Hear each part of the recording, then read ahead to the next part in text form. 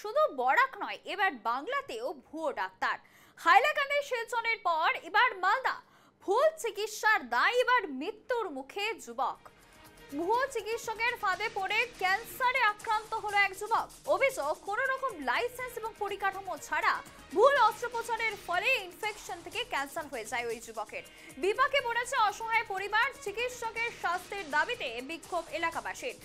সরাসরি রয়েছে প্রতিনিধি তনুজ জৈন। তনুজ, যেমনটা জানা যাচ্ছে এবার বাংলাতে ভুয়ো চিকিৎসকের খোঁজ মিলল এবং বলা হচ্ছে যে ভুল চিকিৎসার কারণে এক যুবক ক্যান্সারে আক্রান্ত হয়ে গিয়েছে। বিস্তারিত জানাও।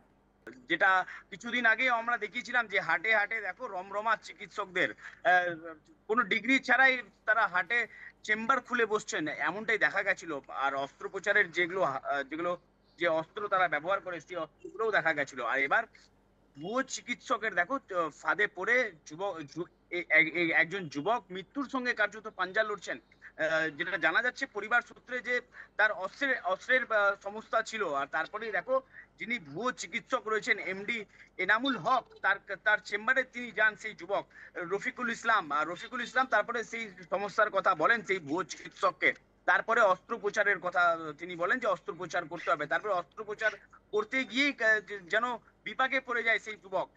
তারপরে দেখো সেই জায়গায় ইনফেকশন হয়ে যায়, এমনটাই জানাই অন্য চিকিৎসকরা। তারপরে পূর্ণিয়া নিয়ে যাওয়া হয় সেই যুবককে। তারপরে সেখান থেকে আরো অবনতি হলে তারপরে কলকাতার উদ্দেশ্যে নিয়ে যাওয়া হয়, সেখানে ক্যান্সার ধরা পড়েছে এমনটাই জানিয়েছে। আর এই নিয়ে কার্যত দেখো বিপাকে পড়েছে পরিবার, আর কার্যত মৃত্যুর সঙ্গে পাঞ্জা লড়ছে সেই রফিকুল ইসলাম বলে সেই যুবক। আর যে চিকিৎসকের বিরুদ্ধে কি কোনো ব্যবস্থা নেওয়া হয়েছে? একেবারেই সুধাশ্রী, দেখো যে মোহাম্মদ এনামুল হক যিনি ভুয়ো চিকিৎসক, তিনি এলাকায় কার্যত এমবিবিএস পরিচয় দিয়ে সেই চিকিৎসার পরিষেবা দিয়ে যাচ্ছেন বহু বছর ধরে, এমনটাই অভিযোগ উঠে আসছে।